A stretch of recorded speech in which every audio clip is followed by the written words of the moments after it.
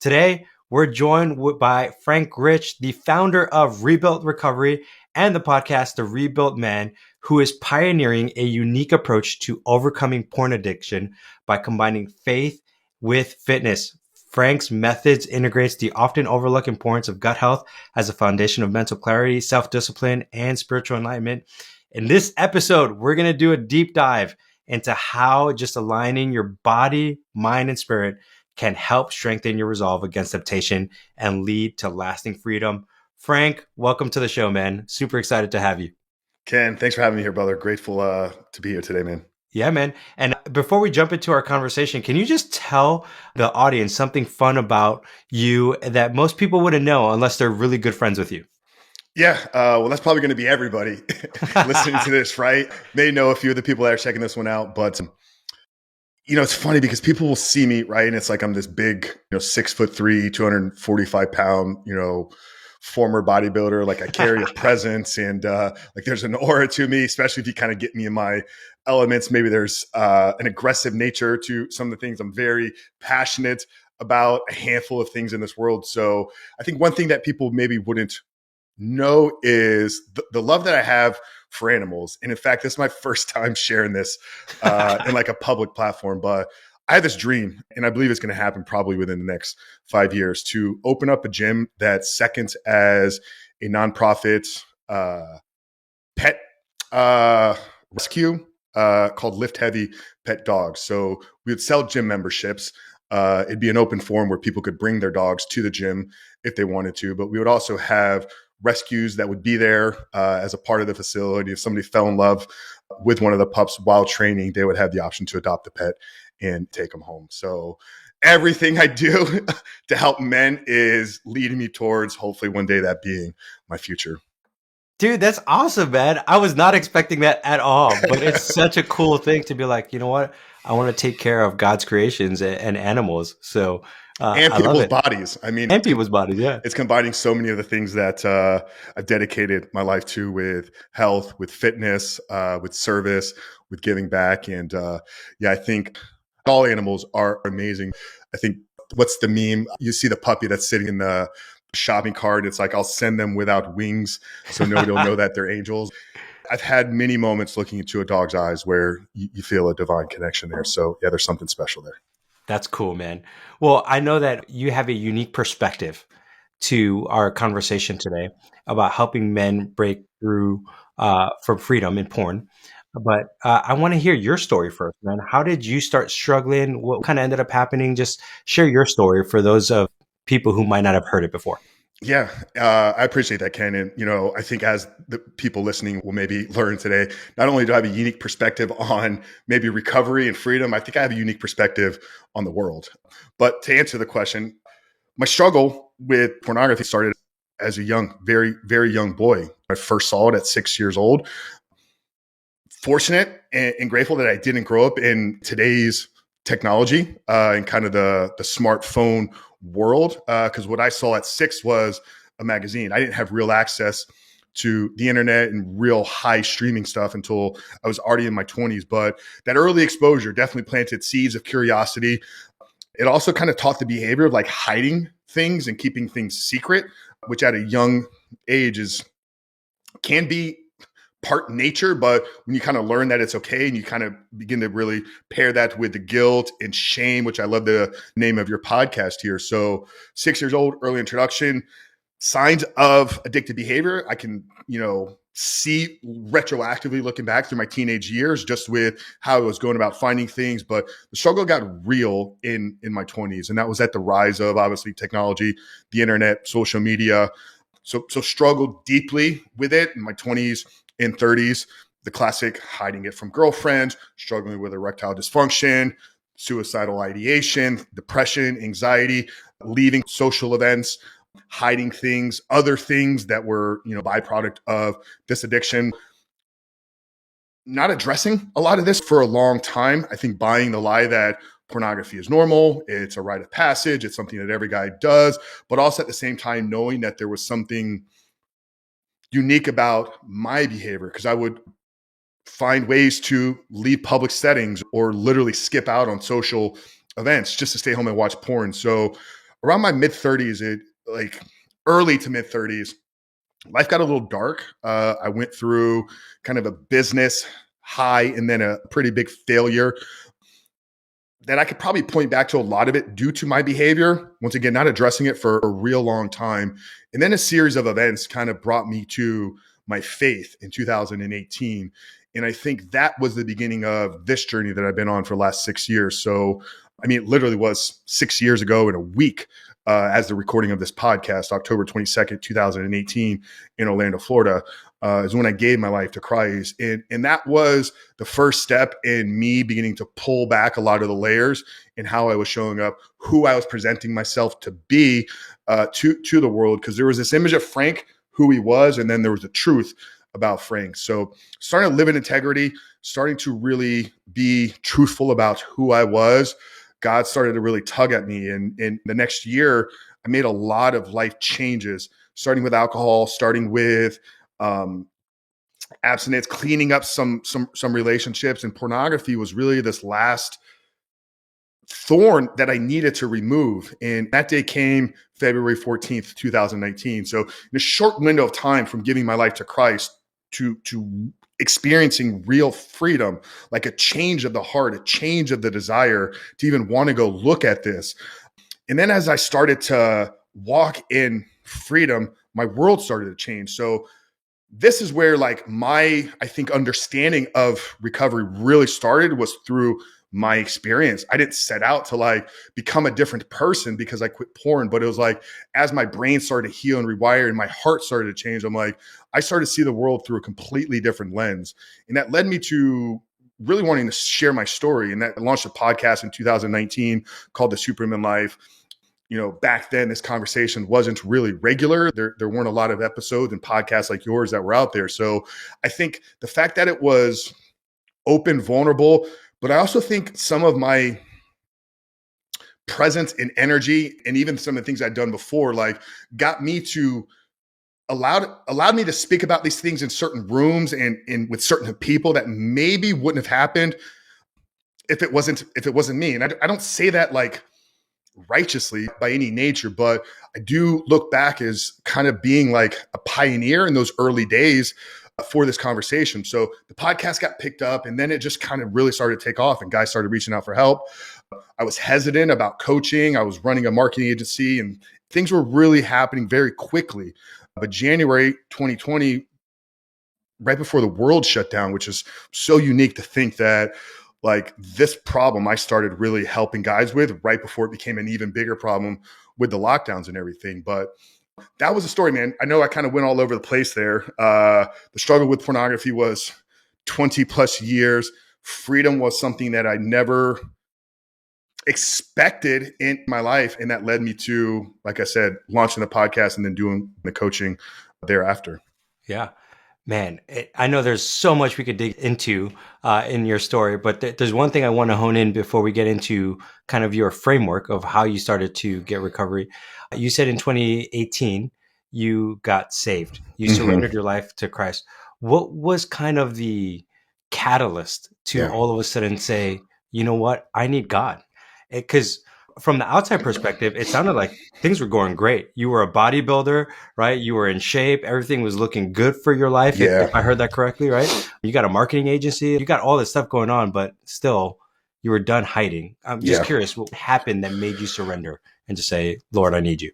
Yeah, man. There's this incredible book called Surfing for God, Michael John Cusick. And it's a book that we recommend. We should require every single one of our students and clients to read it, because the book changed my life back in 2018. And Michael quotes G.K. Chesterton in the book. G.K. Chesterton, Christian theologian, philosopher. I think he was a spy too, really unique background. But he had this quote, it's like late 1800s. When a man knocks on a brothel door, he's knocking for God. And Michael kind of takes that quote and brings it fast forward to today's society and world, that every time we go to the internet, every time we go to one of these hub type sites, that a man is trying to fill an empty hole in his heart through connection, through false intimacy with pornography, with lust, or with brothels back in the day. You know, I think for me, Ken, filling that hole in my life led me to bodybuilding, led me to business, led me to marketing, led me to personal development in my 20s. Uh, I was curious as a young boy about the world. I was curious about things that most people in my life and family were not discussing. I witnessed a lot of addiction. I witnessed a lot of pain. I witnessed a lot of emotional abuse growing up. And I think it shaped my perception of the world in a very unique way. So when I reached the top of the world in bodybuilding and still had an empty hole in my life, I ran to something else. When I reached the top of the world in material possessions and still had an empty hole in my heart, I ran to something else. When I don't want to say reach the top of the world with alcohol and drugs, because I really reached the bottom of hell, but still had an empty hole in my heart with all of those things, I saw that there was only one other thing that I hadn't pursued. And it was filling that hole with the only thing that can fill it, which was God. So I've been on this journey for 20 years trying to look at the world and material things to fill ultimately what only He can do. Now that led me into business masterminds. And because I was open and because I believe God was directing a lot of these steps, looking back, Ken, like God's hand was on my life many times through my 20s and 30s as a non-believer. I only got out of situations because I believe He had a bigger purpose for my life. And there's so many people that know me personally that could vouch for these things. But that's how I see my life in the world, is He was always leading me to do the work that I do today. Now, there was incredible influence by a handful of men between 2017 and 2018 that ultimately led me to that. But I believe it was divinely orchestrated. But a handful of guys, Vince Del Monte, his father, Papa Luch, my best friend in the world and mentor, Josh Cachadorian, those guys played a significant role in it.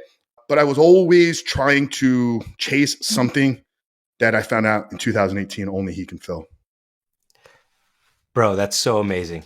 Like I love hearing that testimony, because you knew it. Like you're like, I've done all the performance things, right? I've looked physically great. I've pursued business entrepreneurship. You did everything, and you're like, it still doesn't satisfy. Yeah. And you had these amazing people to help you to kind of see like, well, Christ is the only one who satisfies. Now, fast forward, once you get saved, you started to kind of, break through all of these habitual sins that you had, like alcohol, drugs. The last one was pornography. And when you started to do that, you actually started to find a unique way that for you worked really well. And then you started to help men walk through those struggles. Kind of walk us through a little bit of that unique framework of yours that you started to see healing in your own life. Yeah, man. I say with Rebuilt Recovery, we've created, the world's only fully integrated holistic approach to porn addiction recovery. And it's truthfully, I believe, a collection and a byproduct of my life's work and journey. So I started the podcast 2019, like I kind of felt this calling. I'd always wanted to be a podcaster since about 2015, 2016. Like I was deep into the space. I had attended a couple events. I had a few friends that were running shows. The drive and want to have this platform of communication for me was always there.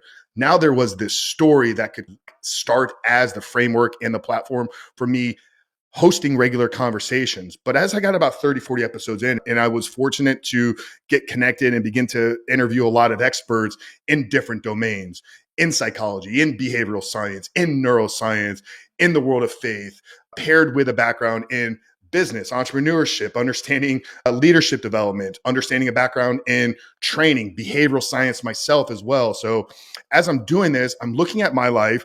I'm looking at the things that had helped me previously in all the different domains that I had succeeded in, right? Because there's something to these, what I call success principles. Like if you can leverage certain behavioral, because we're human beings, we behave. And if we're going to succeed in a way, you have to understand the role that humans' behavior play in producing certain outcomes. Now that's one part of the puzzle. You have to understand what drives a person want to behave in a certain way. You got to understand the faith component. Like, are you acting in alignment with what God would want you to do there? How do you show up optimally from a nutrition and kind of health output standpoint? So I started to see all these unique principles. Then I looked back at, okay, well, how did I actually get free? Like, yes, there was the surrender to my life to Christ, but I still had to show up daily. So what were the things that I was doing? So I looked back at my documented journey. I began to look at the unique similarities in the people that we were interviewing. And then when I started coaching, so guys reached out and asked me for help. Like, I didn't go try to create this program. Guys said they wanted it. And I said, sure, I'll be the guy that will test it with you. And that's really what I did. I looked at what worked for me. I looked at what was working in all these different domains. And I came up with kind of a holistic framework that understands a role that our gut health plays in how our brain fires, that understands behavioral science, that understands the role of self-perception and identity, that understands how all these things kind of synergistically work together to produce one human being that's got to live here and operate in the world. So that was kind of the foundation for it. But like I said, I think what makes it unique is when I've looked at people that are successful or people that are helping people out there, nobody's pulling on all, like some will have a few of these components. I believe we're the only one that's truly figured out a way to kind of integrate it all together. Yeah. And I think that one of those unique aspects is the gut health, Mm-hmm. right? Because you talk a lot about health and nutrition. And I mean, I've been in this space for years and I've never really heard someone talk about that aspect, which is true. Like I was like, oh, health is important, right? Like if you're mentally sharp, you're emotionally there, you're more resilient, it's easier to fight against temptation. But that's why when you and I first talked, I was like, oh man, we got to talk about this topic, right? So walk us through, how does strengthening gut health change how men feel about themselves and their confidence? And maybe first before that actually is like, why is gut health so important? Let's talk about that actually first. No, why is gut health so important? Yeah, that's a great question, man. And the more and more I spend time around this topic, the more I believe it may be the most important part of it. Hippocrates said it 2,500 years ago. All disease begins in the gut. Now, he had no modern science technology to tell him that. How did these Greek philosophers know such truth and wisdom? They got it from somewhere, right? Like, and the fact that that quote has stood the test of time for over 2,500 years tells me that there's probably some universal truth in that foundational statement. All disease begins within the gut. Now, I don't believe addiction is a disease. Anybody that holds on to that, I believe, is holding on to a limiting identity. But for a long time, the gut was understood to be the second brain. And science is now more and more and more pointing to it to be the first brain. So everything that we put into our body goes into our gut first. You ever have a hangover and like you wake up and like maybe you haven't, but those that have had a hangover, like knows that one thing that comes with a hangover is a massive pounding headache. Like your brain feels like it's getting pounded on. Now, why is that? Because you didn't drink alcohol into your brain. It went into your gut. Well, everything that your brain produces and fires from a neurotransmitter level starts within your gut. What is a neurotransmitter? A neurotransmitter are the chemicals that fire within our brain, which produce certain emotions: oxytocin, feel good, dopamine, motivation, drive, pursuit, reward, oxytocin, serotonin, feel good, oxytocin, connection. All of that starts in your gut. The healthier your gut is, the healthier your brain's ability to produce those healthy neurotransmitters. Now, what does that mean? If you have poor gut health, your brain produces poor neurotransmitters. Like you eat bad food, you maybe don't feel as good, both physically, but even mentally the next day. You're a little bit slower. Alcohol, little bit slower. Okay, so if we understand that it produces unhealthy outcomes, well, if we could restore, repair, renew the inner lining of our gut, aka our gut microbiome, then both anecdotally and I think what the science is pointing to, your brain now begins to fire on a more operative, cognitively healthier level. So by restoring the gut health, you're actually restoring the connection between the gut-brain axis, but also your brain's ability to operate more focused, more clearly. You think, you feel better across the board, man. I mean, I can answer any follow-up there, but I think that is like a good, 30,000 foot framework for it. Yeah. Well, Frank, when you were talking about it, I think about I believe it's Ephesians 6. I'm trying to remember the exact verse, but it says, stand strong in the Lord, right? And it's talking about spiritual warfare. And when I hear this is that like, if you're not taking care of your gut, it's really hard to actually stand strong in the Lord. Like you can't actually stand because mentally and emotionally, you're not sharp. You're not ready for that. You're fatigued, and it's so easy for you to fall into temptation, right? Like even when I was laughing when you were talking about being hungover, I have cut out all sugar, right? Mm-hmm. Like extra sweets and stuff like that since May. So now it's October, Yeah. right? And if I ever have anything that has extra sugar in it by accident, dude, I have such a pounding headache and my body immediately is like shutting down. And I'm like, I don't want to talk to anyone. All of a sudden, I'm irritable. I'm more frustrated. I'm more critical. And it was like, I just had a mango strip. It's not like I had like, I had something crazy, but like that little thing changed, right? How I interact with my spiritual life and the spiritual world and also just people. So I asked that because like, how does when you have that poor gut health, how does that start to affect people falling easier into temptation? Yeah, man, it's great. Well, you kind of said it, man. You become. Hey, Frank, I think you just got muted. Am I there now? Yep. Yeah, You sorry could about just that. I start don't. back from the part where you said, that's a great question. Yeah, I mean, you said it right there, Ken. When you don't eat good, you don't feel as good. You become more anxious. You become less energetic. Your cognitive processing ability slows down. So, how's that going to lead to somebody falling into temptation? Here's the fact that every single person that's struggling with pornography has to accept every time you, AKA, slip or relapse, you made a choice. Like, you made a choice to go look at pornography. So, I think this idea only works if you understand that you're choosing to look at pornography. Okay, so if it's a choice that I made, why did I make the poor choices? What role did my gut? Did I have slow cognitive processing that literally I couldn't even correct myself? To a certain degree, maybe that happened, but that's the first thing is like we have to understand that there's choices that we make. Now, what role can actually restoring your gut health also play in that? Well, there's going to be a discipline component to do what you did and not eat sugar for 6 months. There's an element of willpower and discipline that had to be displayed. Now, what happens, I think, when you learn to actually have some self-control around your food is you grow the skill set of discipline, self-control, and willpower. Like those are skills. When something tempts me, do I have the ability to say no? Some people do. Other people haven't developed the skill. Maybe when they were being raised by their parents, not blaming their parents for raising poor adults, maybe they were given everything. Maybe they were never actually shown what delayed gratification is. Great test. There's a book on it, the marshmallow test. The ability to delay gratification is the number one indicator of success in anything you want to do in this world. So there's this element of self-control that we have to be able to display in the moment of temptation. Like we have to build that. Learning to control it with your food not only restores the gut health, but actually helps you build the skill set of delaying gratification. Now, the inner lining, the gut microbiome, how does that produce healthier neurotransmitters?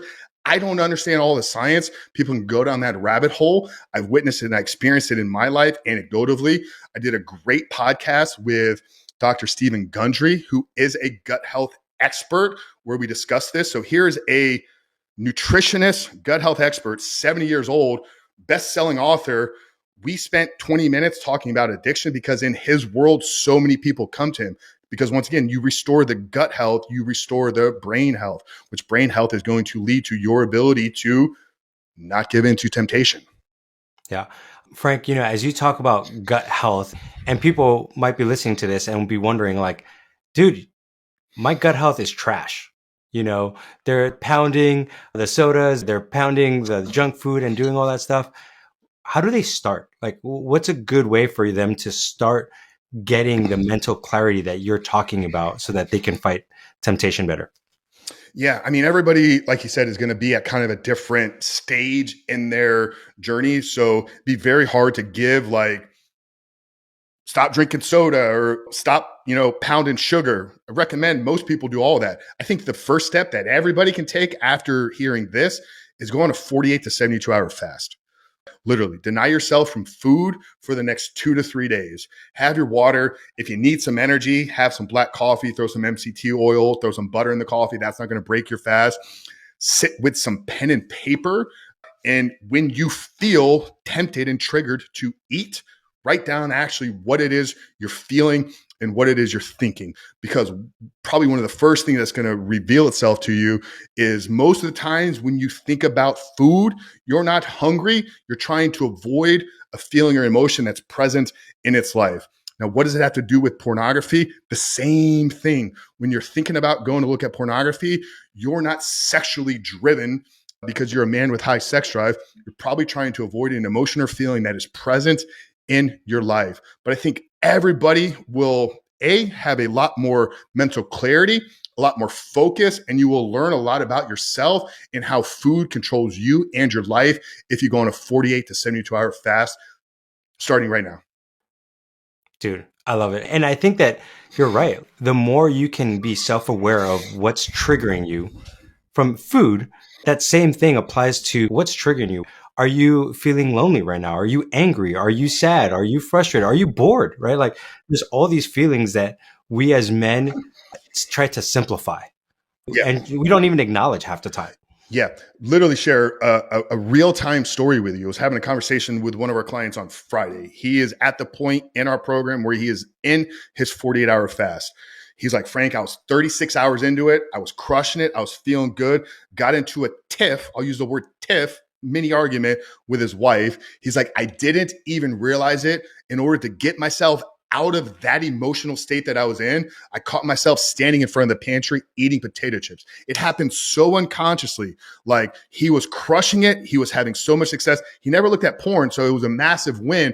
But he's like, because of the energy within the argument, I needed something to bring my nervous system down. And he found himself with his hand bag in the potato chips. It was just like he just caught him and he's like, what just happened? And I said, that's exactly why we're doing this, because he was running from the feeling. He was running from the argument to suppress himself with the potato chips.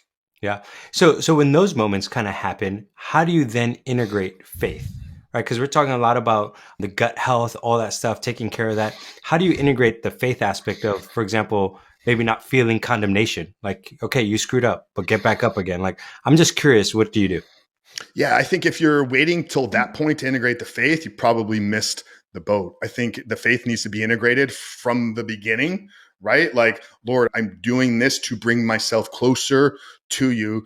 I mean, you would know this a lot better than me, but how many times are we called in the Bible to pray and seek the presence of the Lord? I mean, Jesus went into the desert for 40 days without food, and it brought him closer to the Lord. So I think that faith component is not something that we wait until we're there. So in our approach, it's like we use health, nutrition, neuroscience, behavioral science, psychology, CBT, but all of that is sitting on top of a faith foundation, right? So it's like everything starts with, Lord, we're doing this to become closer to you by becoming the man that you've called us to be. So that's the intent there from the beginning. So I don't know if I wasn't trying to dodge the question, but I'm trying to kind of answer it in a way where it's like, that's more how I would see it being effective, as opposed to saying, well, now I'm already eating potato chips. Like, Lord, please forgive me. It's like, no, I'm probably going to mess up from the beginning. So knowing that you've already got your grace and forgiveness, like, let's go. Like, because my goal was to become closer to you.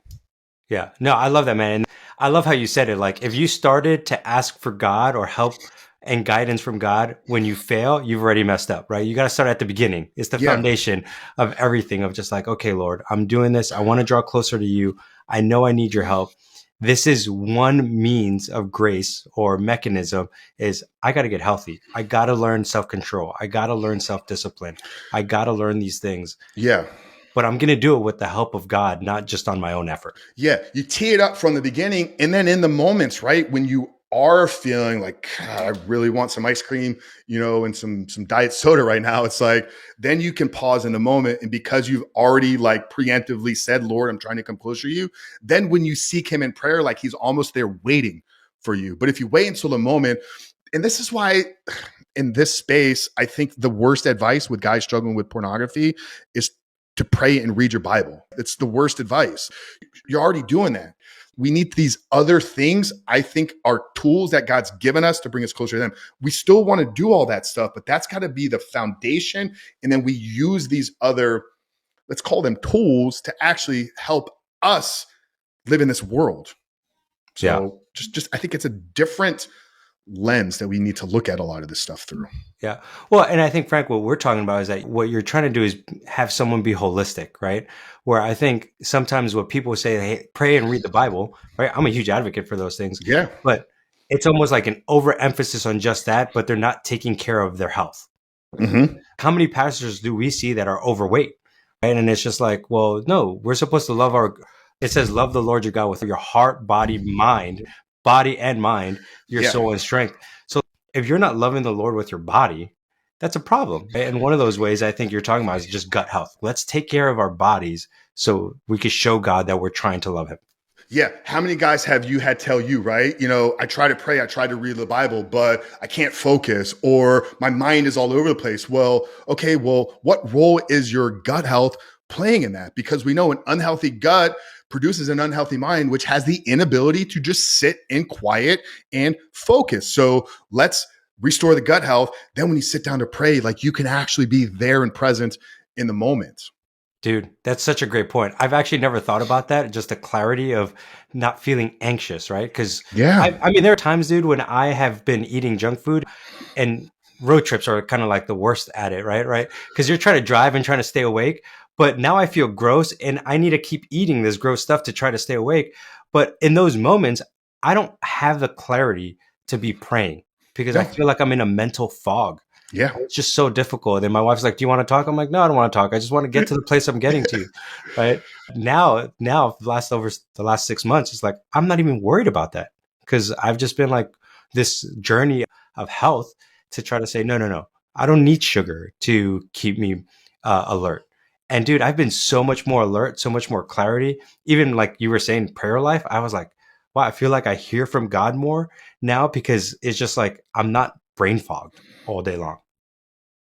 I love that, man. Dude, I did the carnivore diet. We still have it as like a protocol. Some guys follow it. I'm not as much of I was never a carnivore zealot where it's like, you got to eat only meat or you're going to like destroy the world or you're not going to be able to live optimally. But like in 2019, it was a big part of my journey. It was a big part of my life for about 8 months.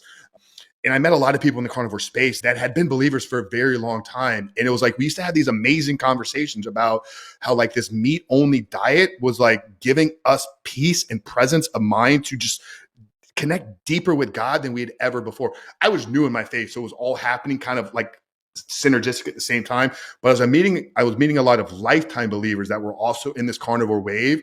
And they said because they were healed, because they were present, because they were calm, they weren't irritable and anxious around food, that it brought their relationship to God to like heights they had never imagined before. Dude, I love that, man. Frank, I'm sure you and I could keep talking about this topic and go more in depth. But for those listening, you gave one practical step, right? Of like, if they want to get started, start with a fast, right? 48 to 72 hour fast. Start taking notes down of what they're feeling whenever they think about food or pornography. Before we wrap this conversation up, is there any other practical step that they can start doing to start working on their gut health and start overcoming pornography that has been really helpful at the beginning stages of a man's journey? Yeah, I think one of the biggest things that people can do for their gut health is something that you did. I mentioned the carnivore diet. I think anybody that goes on a 30 to 60 day meat dominant diet, doesn't need to be meat only. Don't eat meat and Snickers because that's not going to be healthy, but some meat and fruit, some meat and veggies, eliminating processed sugar and unnecessary carbohydrates. Most people probably listening to this don't need a lot of carbohydrates to fuel their body. If you're 15 to 20 pounds overweight, you could actually operate with almost zero carbs and your body would begin to rapidly change its composition. But I think eliminating the processed stuff out of your diet, as you've experienced for 6 months, like how much better is your skin? How much more alive do you feel? How much more lighter on your feet are you? Like you're sharper, like you even said it, your processing is quicker, like you're able to kind of respond and think more quicker on your feet. all of that is a byproduct of you cutting out that thing that I don't believe was like our body needs. Like we know it doesn't need it. I don't think it's good for it. So eliminate the sugar and as much processed stuff out of your food. You want to take it to the next step, go on a 30 to 60 day carnivore or meat and fruit diet. And I'm 99.9% certain your life will radically change if you commit to that. Now, don't go 27 days and on day 28, 29, 30, eat like an asshole and then call me be like, Frank, it didn't work. But it's like, if you could truly commit, now it's going to be tough. Like you probably had for the first 3 weeks, like you probably had to get, like you probably fought a lot of temptation. But once you get on the other side of it, man, like literally once you get past that week 3, your brain changes. Like neurochemically, what your brain desires changes. And the things that you used to desire, you no longer desire by learning to control for a short window of time. So the sugar and the junk food, go on the meat only or try the meat and fruit. Yeah, that's great, man. And for those of you who think, is this hard? Yes, it's hard. But is it worth it? 100%. Being fat and overweight is hard. Being addicted to pornography and trying to live a purposeful, fulfilling, meaningful, connected life to others is hard too. Choose your hard. Like life is hard. It's not supposed to be easy. And as a believer, I think that's maybe the thing that we sometimes forget. Like, oh, Jesus' life was hard, so I was going to be easy. No, he actually said you will face trials. Yeah. And you look forward to them because those are actually what's going to shape you to be the person that God has called you to be. You want to build your body? It's hard. You got to put it under stress. You got to break things down. You got to restore it. You want to grow emotionally? It's going to be hard. You got to put yourself under emotional stress, break things down, grow. You want to grow mentally? It's going to be hard. You got to break things down mentally and grow. Life is hard, dude. Accept it. Which hard do you want though? Yeah. And at the end of the day, when you pick a certain hard, there's going to be fruit. So what fruit do you want, right? Like if you want the good fruit, like, man, I was at a party just the other day, right? This past weekend, they were celebrating someone who became a US citizen and they had all this food. Like I couldn't eat 80% of it. Yeah. And they had like all these snacks and they're like, do you want it? I'm like, there's a part of me that wants it because I miss apple pie. It's my favorite. But like, if I take a bite of that, I'm going to be keeled over in the corner and I'll regret it. And I was like, no, I'd rather be sharp. I'd rather be alert. I'd rather be light so that I could pick up my kids. I'd rather have the energy so that I could go do Brazilian jiu-jitsu. Like I'd rather just be where I'm at now than like feeling sluggish and physically unable to do those things. Yeah. I need my mind sharp so that when temptation does come, I can fight it. I'm laughing, man. What an amazing story. But it's funny. Like as you're sharing that, I was like, there's a perfect example of like what it means to be an American, right? Congratulations on your US citizenship. Now eat all this food that is unhealthy for you, right? Like there is America in 2024 and why this conversation, Ken, is so needed, right? Yes. Because of that is the reality for most people. Like the world that we live in is just ultra processed. I call it the microwave society. We're soft, we're weak. I don't think it's good for us, but it's just a funny example of like, congratulations on being American. Here's all this junk that's really not that good for you, but eat up. Well, and you know what's even funnier is that my wife was actually talking to the person who became a US citizen, and she was like, you know, normally where I come from, we make everything homemade and it's clean, it's processed. But she was like, what's the American culture? She's like, just buy a bunch of snacks, junk food, and like burgers and hot dogs. And it was funny. I was like, oh yeah, everything I looked here felt like a normal American dish or celebration to be a US citizen. And I thought to myself, I can't have most of this stuff right now. Well, when you travel outside the country, you experience that. Now we're way off topic, so I don't know if you're going to cut all this. But when you travel out of the country, you experience that. I was in Colombia in the beginning of August, 5 days on there, dude. We ate like a king. But the minute we got up from the table, you walk, we'd eat 3 appetizers, the biggest entrees, maybe have a drink or 2 for dinner. You get up and you're light. And actually came back from that trip leaner than when I left.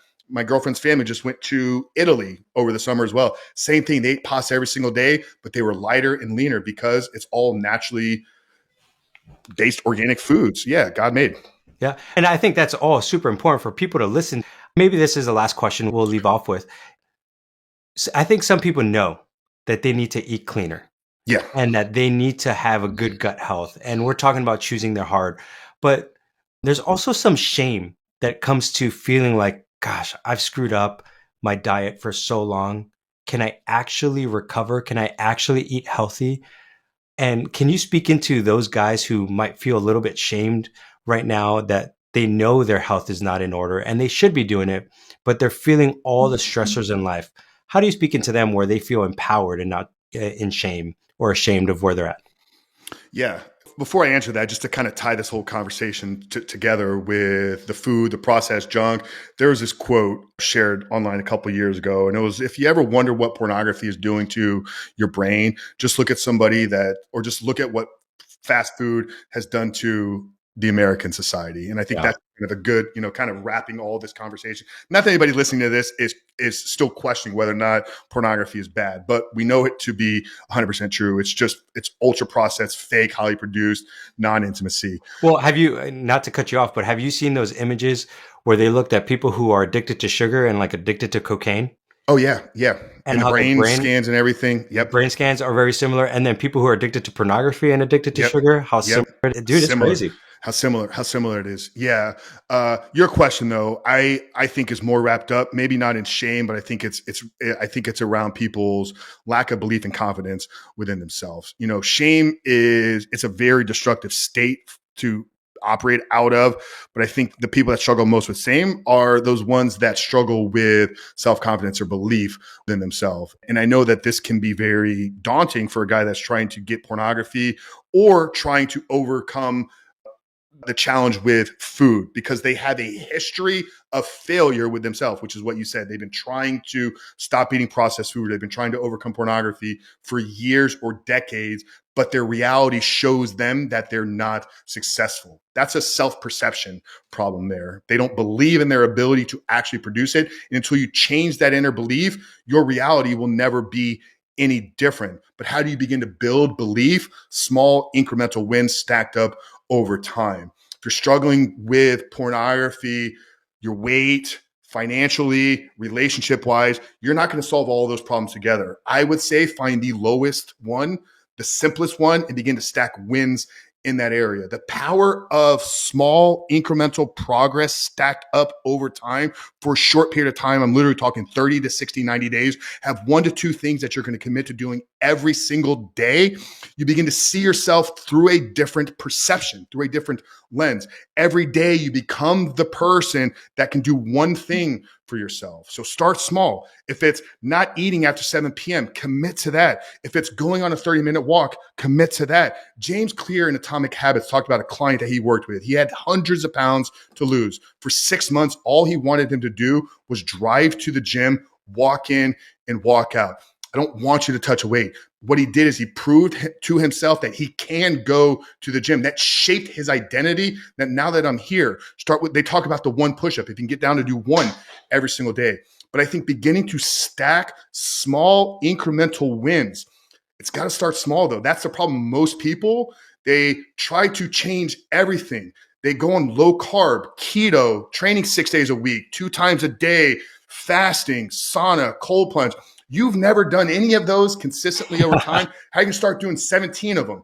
Start with one. Myself, I've been training for 25 years. Going to the gym, it's like breathing. I also get in the sauna. I also get in the cold plunge. I also track somewhat of my food. I also walk daily. But it's been 25 years of me stacking a lot of these wins. It's a part of my identity now. Start with the one though, the lowest, simplest thing. If it's not hitting snooze, for most people, that will change your life. If you start your day every single day with honoring the first commitment, now when you see yourself in the mirror, the person looking back is somebody that actually cares for your success. Understand the power of this relationship that you have with yourself and how much you are in control of it by doing the little things that you say you're going to do. Dude, that's a great way to end this conversation, man. Super powerful. And for those of you who might know this, I work at a goal achievement company called Full Focus from Michael Hyatt. That's a lot of what we talk about.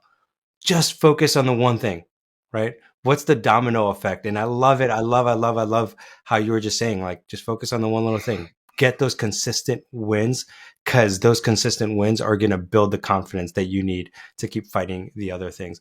And that is not to deter anything about your faith right? Because like you said earlier, faith has to be integrated from the beginning, from the foundation of everything, where you're like, God, I need you to help me. I need you to help me to get up at 5 o'clock in the morning. I need you to help me to get this one push-up in. I need you to help me to slowly but surely gain the confidence that it's like, I can do this because you, God, have given me the power to do this. What does the first book in the Bible tell us? Without God, we are broken. We are going to slip, and we live in a fallen world. So just because we have God doesn't mean that we're going to live a perfect life. So we have to accept that presupposition from the beginning. And that's why I said I think the faith has to be that foundation for everything else. But then we still need to be tactical, intentional about the things that we follow that, right? And that's where it's like, God saved me, right? Now I'm perfect. And then when I'm not perfect, well, what can I do about it? Well, you got to do different things if you want a different outcome. So yeah, this has been awesome. Yeah. I love it. Frank, man, for those of people who are listening to this and they're like, I need to learn more from Frank and want to hear more about his program and his podcast, what's the best way to reach you? Yeah. Well, Coach Frank Rich, anywhere, Instagram, YouTube, you can just search us there.